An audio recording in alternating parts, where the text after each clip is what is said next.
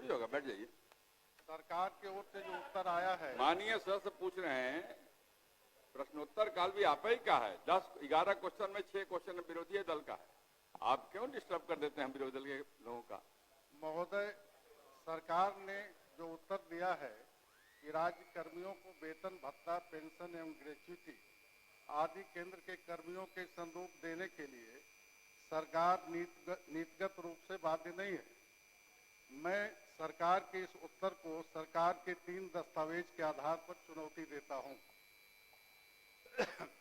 मैं सरकार से जानना चाहता हूं कि क्या यह बात सही है कि दिनांक 21/11/97 को बिहार सरकार तथा राज्य कर्मियों के प्रतिनिधियों के बीच में समझौता हुआ, जिसकी कंडिका 7 में निर्धारित है कि केंद्र के अनुसार ग्रुप इंश्योरेंस एवं ग्रेच्युटी देय होगा। नंबर 2, क्या यह बात सही है कि इसी आधार पर दिनांक 2/1/98 के आदेश के गठित फिटमेंट कमेटी के टर्म्स एंड रेफरेंस में यह लिखा गया कि केंद्र के समरूप हूबहू वेतनमान, भत्ते एवं सेवा शर्तें दिए जाने को फिटमेंट कमेटी रिपोर्ट देते समय ध्यान में रखेगी?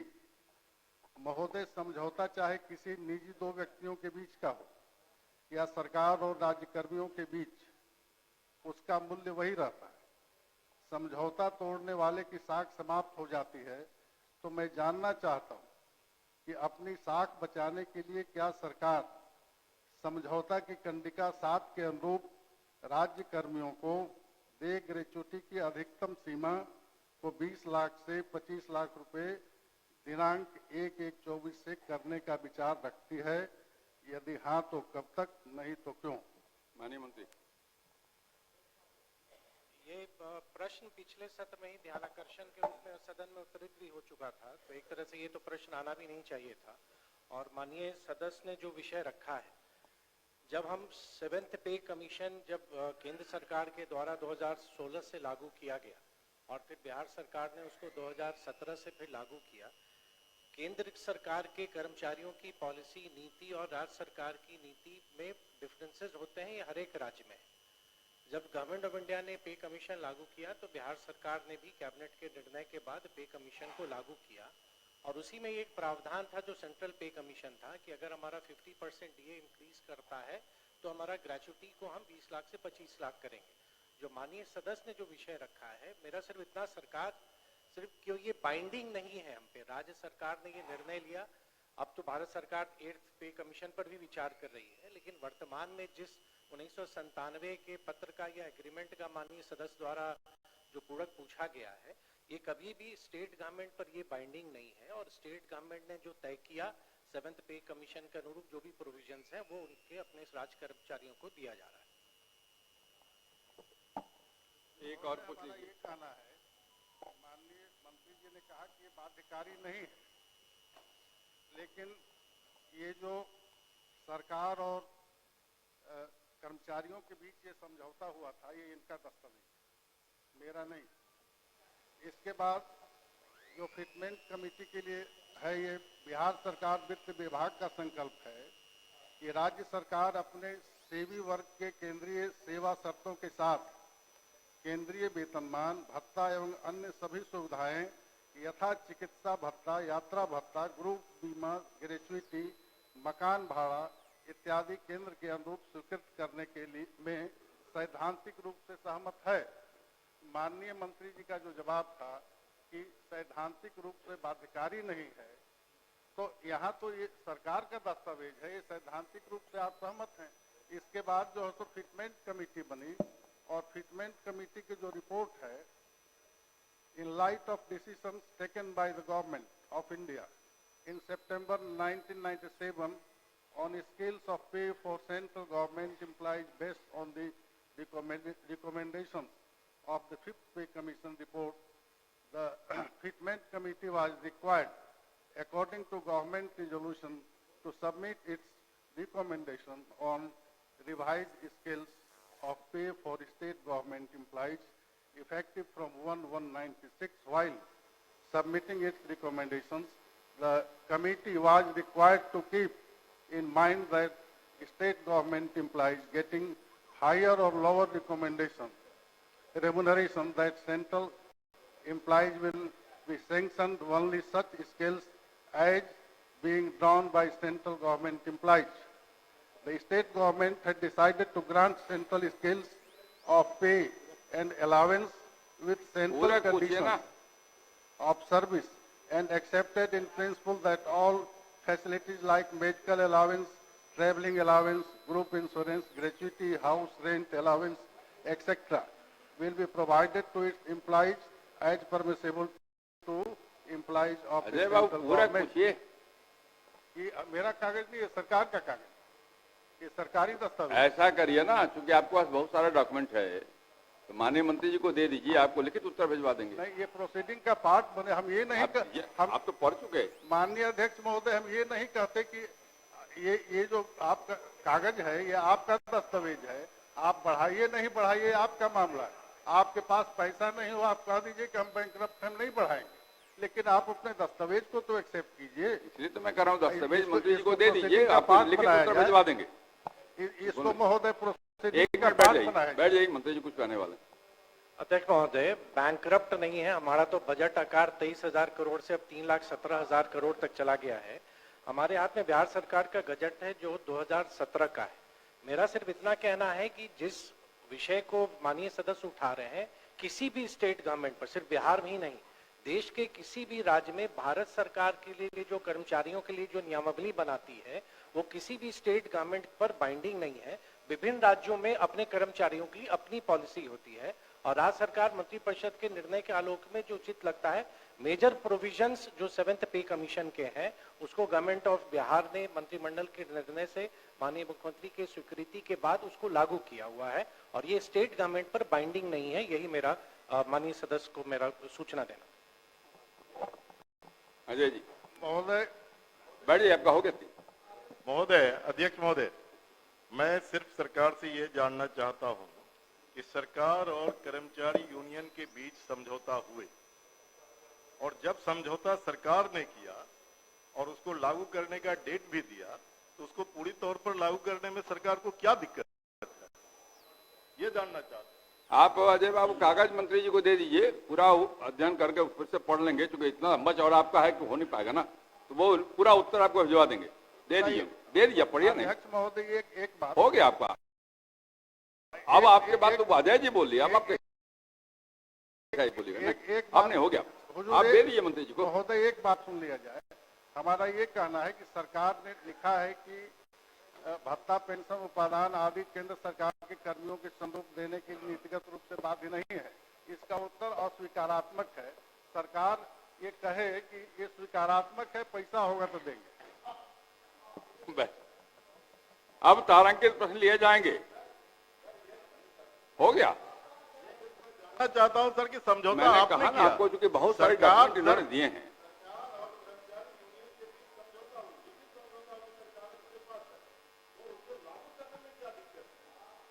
समझौता सिर्फ को दबाने के लिए होता है। अजय जी उस समझौते का कागज उन्होंने पढ़ के सुनाया।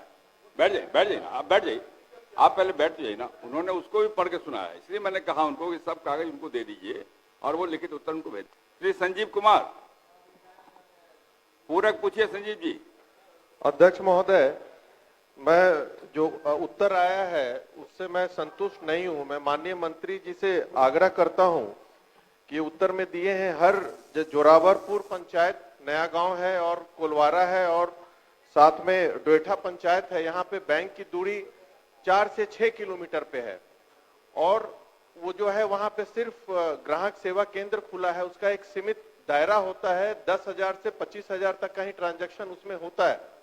उससे ज्यादा ना बैंक ना किसानों को लोन का सुविधा उपलब्ध हो पाता है। इसलिए मैं आग्रह करता हूं कि ठीक है, आपने उत्तर में लिखा है कि यहाँ पे जो ये दिया जाएगा, जो भी बैंक का सुविधा दिया जाएगा वो बैंक पे निर्भर करता है, लेकिन सरकार के स्तर से उपरोक्त जगह पे एक शाखा खोलने का प्रस्ताव बैंकों को भेजा जाए। मेरा ये आग्रह है माननीय मंत्री से। आपका आग्रह मंत्री जी सुन लिया है, कुछ बोलने वाले हैं माननीय मंत्री?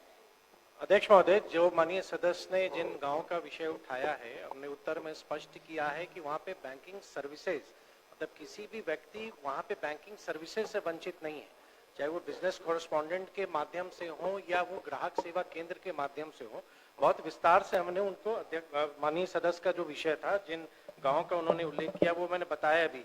माननीय सदस्य और आपके माध्यम से पूरे सदन की जानकारी के लिए, भारत सरकार के वित्तीय सेवाएं विभाग का एक सर्कुलर है जो 2023 में बिहार के संदर्भ में वो पत्र आया था। अगर आपकी अनुमति हो तो एक पैराग्राफ में पढ़ दूं।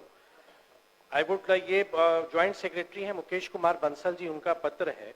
I would like to inform you, जो हमारे यहाँ मुख्य सचिव को इन्होंने, जो वित्त सचिव थे, उनको लिखा है। I would like to inform you that one of the major priorities of the department of financial services is to ensure availability of banking outlet with bank branch, business correspondent or India's post payment bank center within 5 kilometers। या हम post office के माध्यम से या business correspondent के माध्यम से या ग्राहक सेवा केंद्र के माध्यम से 5 किलोमीटर जो बिहार की जो एक जितने भी रेवेन्यू विलेजेस हैं उस कंटेक्स्ट में आया है। और ये आगे ये कहते हैं कि ये the bank center within 5 kilometers distance of every inhabited village in the country under financial inclusion initiatives of government of India। Bharat सरकार पूरा फाइनेंशियल इंक्लूजन पर काम कर रही है। अध्यक्ष महोदय, आप अवगत हैं। बिहार के संदर्भ में जो उन्होंने बताया है, in this context the progress is being monitored through the Jan Dhan दर्शक application on which over 6 lakh banking outlets have been mapped through geographical information system GIS across country। The total number of villages in Bihar is 39133, 39,133, and all villages are covered with banking outlets as per the criteria prescribed।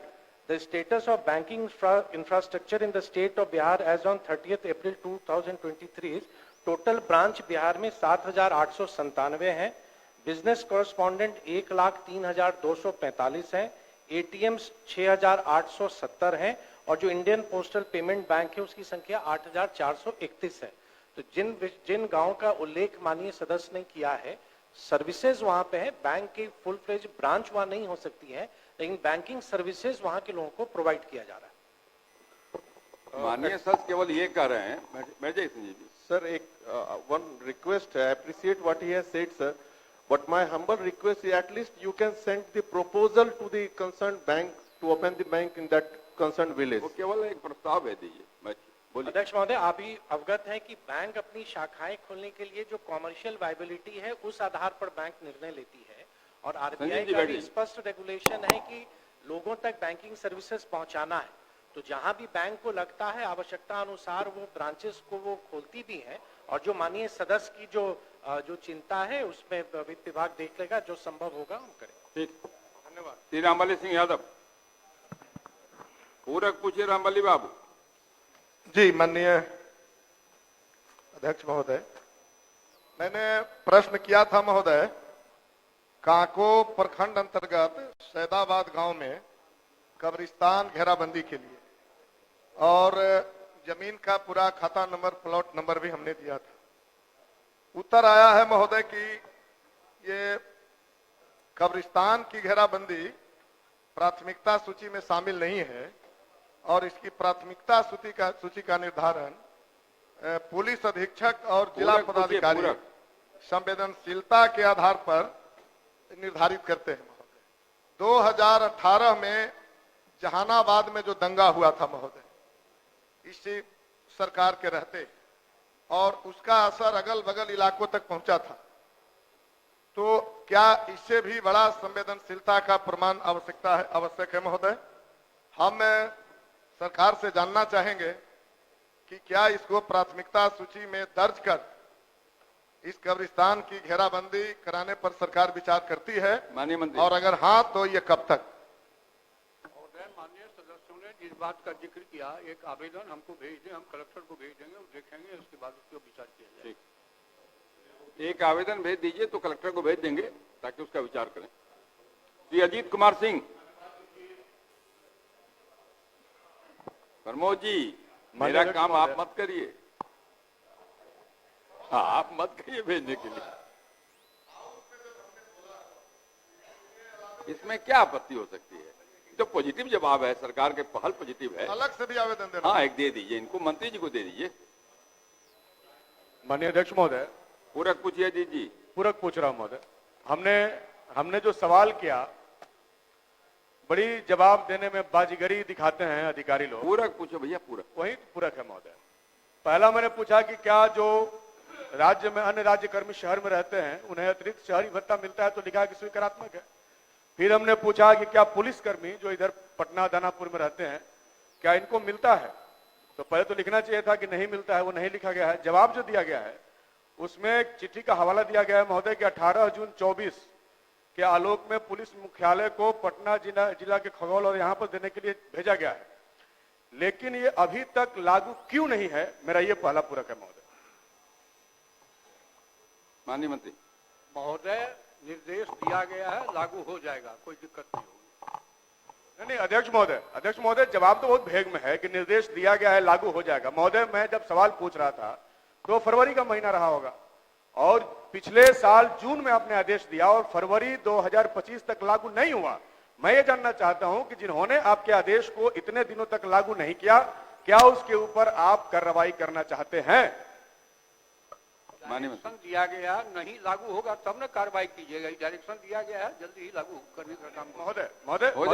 महोदय लागू नहीं हुआ है। एक तो बात है कि लंबे समय से इनको नहीं मिलता है, दूसरा जब सरकार ने 2024 में इसका फैसला किया 6 महीने से लागू नहीं हुआ, तो हम कब तक माने कि लागू होगा? जब 6 महीना लागू नहीं हुआ तो ये जवाब देना कि लागू हो ही ना जाएगा, ये तो गलत जवाब है महोदय। जवाब ये दिया जाए कि लागू सरकार के आदेश को महोदय हम लोग भी जितना 4.5 वर्षों में समझे हैं कि अधिकारियों को 15 दिनों में लागू करना होता है। अगर उन्होंने लागू नहीं किया तो ये सरकार का, बिहार सरकार का अवमानना है महोदय, माननीय मंत्री जी का भी अवमानना है। तो उनके ऊपर एक्शन कार्रवाई करेंगे कि नहीं करेंगे और कितने दिनों में इसको लागू करेंगे हमको बता दें महोदय। माननीय मंत्री। जल्द से जल्द लागू कर लिया जाएगा, नहीं करने पर कार्रवाई की जाएगी। ठीक। श्री देवेश कांत सिंह, पूरक पूछिए। देवेश जी जी पूरक पूछिए। आपके आदेश से पूछता हूं कि ये बीएलओ लोगों को तो उनका कार्य भत्ता दिया जा रहा है, लेकिन जो AERO जो पूरे साल भर मतदाता सूची का काम चल रहा है, इससे संबंधित ब्लॉक लेवल पर कोई व्यवस्था नहीं है। ERO ऑफिस में होता है, जो RO ऑफिस है, ERO ऑफिस है, वहां हो जाता है, लेकिन ब्लॉक में ब्लॉक का पैसा लगा के उसका बिल संपुष्ट किया जाता है, जो कि झंझट का काम है, बाद में उसमें दिक्कत आएगी सर। इसलिए AERO ऑफिस कार्यालय के लिए क्या व्यवस्था है, यही पूछना चाहता हूं। माननीय मंत्री।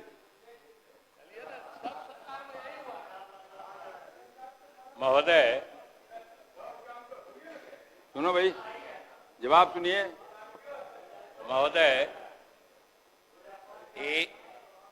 ये जो बीएलओ को भत्ता दिया जाता है, इसलिए कि बीएलओ की जिम्मेदारी है कि वो अपने जो मूल कार्य है उसके अलावा बाकी समय में, जो सब लोग को कम से कम हमारे साथियों को पता है कि बीएलओ प्रायः शिक्षक होते हैं और कुछ दूसरी सेवा से भी होते हैं, उनकी ड्यूटी है कि वो अपना काम करने के पश्चात गांव में घर घर घूम के वो मतलब डेटा कलेक्ट करेंगे या मतदाता सूची को अद्यतन करेंगे, इसलिए उनको भत्ता दिया जाता है। और AERO जो है ये अपने जितना देर उनका ऑफिस टाइम है उनको अपने दफ्तर में बैठ कर ही काम करना रहता है, इसलिए उनको कोई भत्ता या टीए नहीं दिया जाता है। ये लोग तो घूम घूम के घर घर जाके न कलेक्ट करते हैं और अपने दायित्व के अलावा करते हैं, और AERO के तो दायित्व में ही शामिल है महोदय, इसलिए उनको नहीं अलग से दिया जाता। मैं जो पूछना चाह रहा हूं वो अलग विषय है। बीएलओ को भत्ता मिलता है, वो अपना काम करते हैं, सरकारी पदाधिकारी हैं, चाहे AERO भी अपना कार्यालय में काम, लेकिन उससे संबंधित जो AERO कार्यालय में प्रखंड स्तर पर जो बैठकें होती हैं उससे